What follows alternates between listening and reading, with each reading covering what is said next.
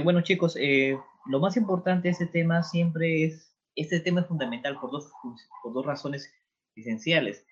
Porque sabiendo de la contracción del músculo esquelético, tú te vas a poder adecuar a lo que es la contracción del músculo liso y cardíaco, que es lo que te toca en semana número 10. Y es la base para distintas patologías que vas a ver más adelante, ¿de acuerdo? Por ejemplo, relacionándolo todo con lo que es a nivel histológico, que es lo que por el aspecto nos empieza, pero como te digo, nosotros estamos en el curso de fisiología y los dos libros base que yo te aconsejo que revises es el Guyton y el Gano. Son los dos libros esenciales, ¿sí? Trata de revisar las últimas sesiones y si puedes encontrar la 14ª edición de Guyton, mucho mejor.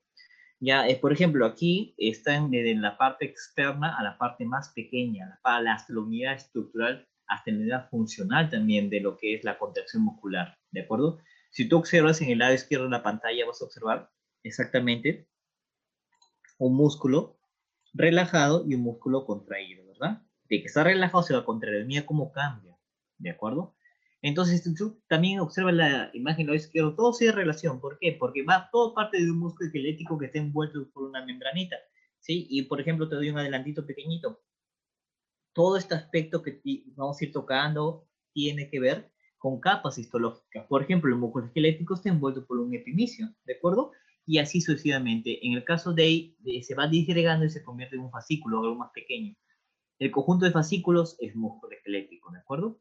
Igual, si vamos disgregando al fascículo, encontramos la fibra muscular. Quiere decir que el conjunto de fibras musculares son fascículos, ¿de acuerdo? Y así sucesivamente hasta que lo encontramos en la unidad funcional y estructural principal de la contracción muscular, que es el sarcómero, ¿de acuerdo?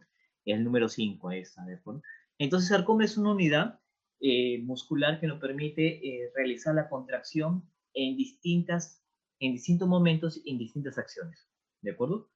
Por eso que cuando uno quiere ver el sarcómero en un aspecto en general, siempre lo divide histológicamente en todas sus proteínas que están ahí. Por ejemplo, el de filamento grueso de acá del medio es la miosina. La de aquí es un filamento más delgadito que la actina, o sea, el oxalomalatina. Y hay cantidades de proteínas alrededor. Por ejemplo, la titina, ¿sí? Por ahí está la nebulina, ¿sí? También vamos a encontrar muchas más, por ejemplo, como la actina alfa, ¿sí? Por aquí está la actina alfa. También vamos a encontrar la teletonina, vamos a encontrar la función de la tinina, pero con respecto a la nebulina, y esos aspectos son importantes porque conglomeran la importancia de la acción de la contracción muscular.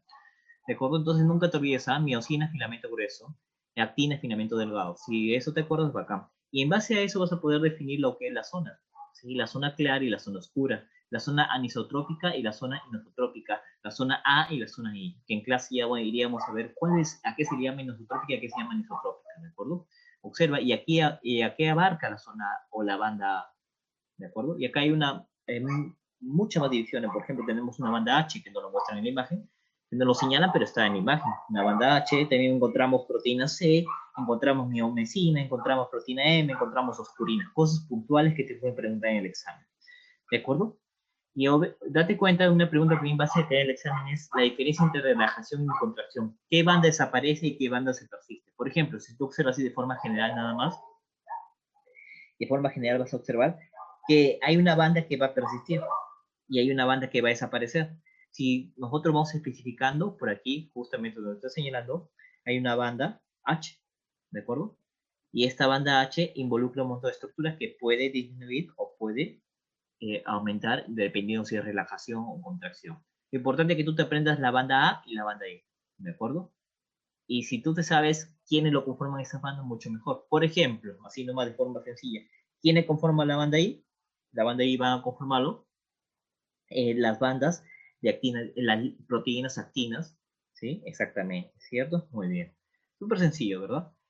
Acá están las estructuras, por ejemplo, y acá hay cositas puntuales que también podemos ver. Encontramos, por ejemplo, en la parte superior, encontramos un filamento grueso, que es la miosina. Y cuando tú vayas leyendo e investigando un poco más, hay varios tipos de miosina que participan en la contracción del músculo esquelético, pero la que principalmente funciona es la miosina tipo 2. Es un dato que es importante que lo aprendas con respecto a filamentos gruesos, ¿de acuerdo? Este tiene dos cadenas pesaditas y dos cadenas ligeras. Por ejemplo, estas dos de aquí son las estructuras de cadenas ligeras. Y los docentes suelen preguntar con respecto a estas cadenas ligeras, que estoy señalando, las cadenas ligeras, suelen preguntar aspectos como qué. te dice cuál de las siguientes o qué estructura de la miosina se une, se fosfolida por miosina sinasa. ¿Será la cadena ligera o serán las cadenas pesadas? Acuérdate, ¿eh? Miosina sinasa. Se fosforila en miosina sinasa. ¿Y cuál está preferentemente en músculo liso con respecto a músculo esquelético? Porque los docentes, cuando enseñan lo que es contracción, no solamente te enseñan esquelético, también trata de relacionar con músculo liso y cardíaco, aunque lo toques la otra semana. Siempre te van a preguntar eso. Y siempre hay que relacionarlo, ¿de acuerdo? Y en la parte inferior encontramos igual los filamentos gruesos, ¿sí? Encontramos la miosina, ahí está la miosina, el filamento grueso que la miosina con la actina, su relación y cómo va a ir uniéndose y desacoplándose en lo con respecto a la fase de contracción muscular. De por sí es importante eso que lo veamos. Y también vamos a ver en clase lo que es la actina, qué actina participa, cuáles son los 3 filamentos finos, porque no solamente en la actina es filamento fino, hay otros más filamentos finos. Y hay uno de ellos en que se divide en T, I y C. Y cuando tú veas insuficiencia cardíaca, puedes identificar a nivel serológico un paciente que va a sufrir un infarto, hay una proteína específica del filamento fino donde va a actuar, donde se mide, ¿sí? Y por ahí termina en T, exactamente, que es un filamento fino. Es importante conocer lo básico para que poco a poco tú vayas avanzando y vayas entendiendo aspectos importantes en la clínica. Y acá está la fase de la contracción muscular súper sencilla que en la clase la vamos a explicar con mayor profundidad. Nunca te olvides que se inicia con una despolarización, ¿de acuerdo? Una despolarización que un potencial de acción generado, ¿sí? Y recuerda que el potencial de acción generado siempre, mayormente, es por sodio. En el ingreso de sodio, de canales rápidos de sodio, ¿sí? Con la despolarización de membrana, ¿sí? Muy importante. Y va avanzando y se va desacoplando y va liberando y uniéndose a ATP y formando ADP, ¿cierto? Eso es lo importante. Acá esto es importante, ¿por qué, chicos? Porque ustedes aprenden todo este ciclo hermoso y maravilloso, vas a poder entender lo que es la contracción y compararlo con la contracción del músculo cardíaco, que es muy parecido, ¿sí? Muy similar a la contracción de músculo esquelético con músculo cardíaco. Varía en músculo liso, varía un poco nada más, pero es la base, así que con eso hay que aprenderlo muy bien. Aquí vemos, por ejemplo, la comparación con respecto a la tensión. Hay en 3 periodos: un periodo latente, un periodo de contracción, un periodo de relajación, y en un tiempo de milisegundos, ¿cierto? Que eso es súper rápido, ¿de acuerdo? Ojo, entendiendo este aspecto fisiológico, tú vas a poder entender varias cositas puntuales con respecto a patologías, ¿sí? Por ejemplo, vamos a ver en una patología muy mencionada, que a ti te es importante conocer, porque es la distrofia muscular. Para que tú entiendas que es distrofia muscular, tienes que relacionar bastante con genes, ¿sí? Son enfermedades genéticas, ¿de acuerdo? Y hay varios tipos de distrofia muscular. Las más conocidas, las dos más conocidas, es la de Duchenne y la de Becker, ¿de acuerdo? Uno aparece más temprano y otro aparece de forma tardía, ¿de acuerdo? Entonces, mira, siempre este distrofia muscular está relacionado cromosómicamente con el cromosoma, valga la redundancia, con el cromosoma X. Y en clase vamos a ver si es más afectado por el padre o más afectado por la madre. ¿Quién tiene ese gen más abundante? ¿Sí? Pero nunca te olvides cromosoma X, distrofia muscular. Y para que tú entiendas distrofia muscular, en clase vamos a explicar todo este mecanismo de proteínas que van a permitir, digamos, fijar a sarcómero y no esté de forma libre en la membrana. Es importante conocer ese aspecto, chicos. ¿Por qué? Porque tú ubicas que el sarcómero no está libre en el músculo. El sarcómero está fijado a la membrana. Y hay varias proteínas que lo fijan. Y la proteína principal que lo va a fijar es la distrofina. ¿De acuerdo? Y muchas más proteínas. Este esquema está hermoso y es vegano. ¿De acuerdo?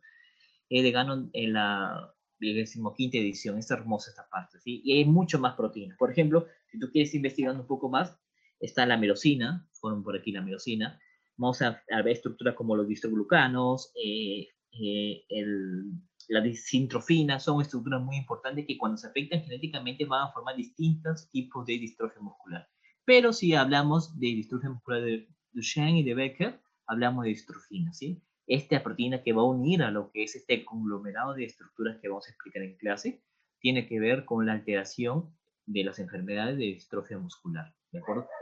Acuérdate, son enfermedades genéticas, mayormente ligadas a cromosoma X. No todas, pero la gran mayoría ligadas a cromosoma X, por defectos a nivel de distrofina. Y en clase vamos a ver qué cromosoma tendría que estar involucrado aquí, posiblemente.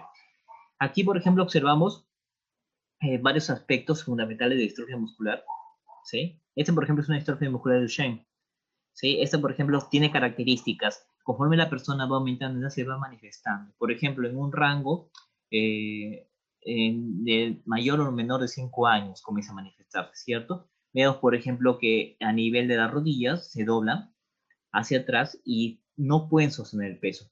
Ahí lo observamos en la imagen, en esta. Vamos también a observar que los hombros y brazos están hacia atrás, ¿de acuerdo? Y eso le da dificultad para, digamos, mantener el equilibrio. También algo muy puntual son las pantorrillas, los músculos, los gemelos, por decirlo así, ¿sí? Esos de aquí tienen, digamos, están tensos y eso no le hace perder equilibrio, en este caso, al niño, al infante, ¿sí? Entonces son características que le impiden un desarrollo adecuado motriz del ser humano. Entonces, conclusión, la distrofia muscular es una enfermedad genética que va a involucrar varios factores, principalmente la alteración de cromosoma X que tiene que ver con la distrofina. Y como te dije, hay varios tipos de distrofia muscular, ¿de acuerdo? Y la que en el examen te van a tomar simplemente la distrofia muscular de Duchenne y de Becker, ¿sí? Porque hay varios tipos de distrofia muscular. Por ejemplo, hay la distrofia muscular facio escápulo humeral, ¿sí? Y así varios. Por ejemplo, si tú te fijas en la distrofia muscular de Duchenne, ¿qué partes están afectadas? Exactamente miembros inferiores, para hacer decir los muslos, y lo que son los miembros superiores, la parte proximal de los miembros superiores, abarcando lo que es el cuello, ¿cierto? Entonces es importante, la persona va a tener dificultad para la motricidad de brazos y motricidad de miembros inferiores. Muy distinto a una distrofia de Dreyfus-Emery. Esta distrofia de Dreyfus-Emery solamente se manifiesta en gran porcentaje en lo que es miembros superiores y en poco porcentaje en lo que es en miembros inferiores. Igual la distrofia de Gilder se encarga, por ejemplo, de los miembros inferiores, pero más la parte proximal.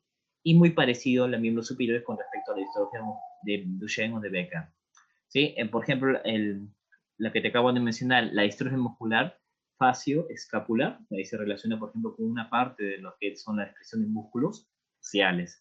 Y lo que es muy característico, el tipo oculofaringeal, ¿sí? Que se ubica incluyendo lo que es el cuello y los miembros superiores e inferiores, partes proximales de cada uno de ellos y la parte ocular. Entonces, conociendo esos aspectos, tú vas a poder entender a futuro de la clínica. Todo, por eso te digo, chicos, se basa en dos imágenes simplemente. En esta imagen, en el ciclo de la contracción muscular, donde participan distintas estructuras que se van a acoplar y desacoplar, y lo que es la estructura ya histológica y donde involucran proteínas, ¿de acuerdo?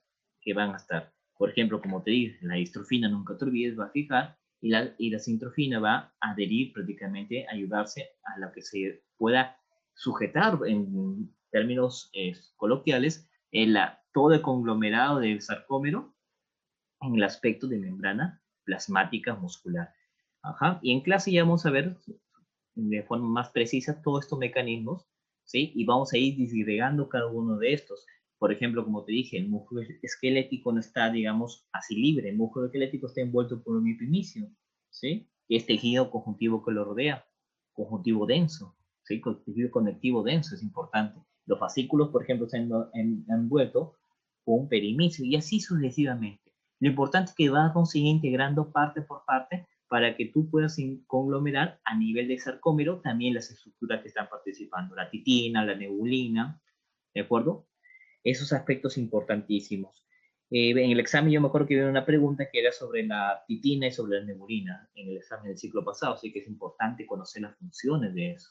¿Sí? Y qué función cumplen los discos Z y qué estructura está involucrada, la actina alfa, por ejemplo, está involucrada aquí. ¿Ya, chicos? Y así sucesivamente vamos a ir viendo en la clase. Espero encontrarles ahí. Nos vemos.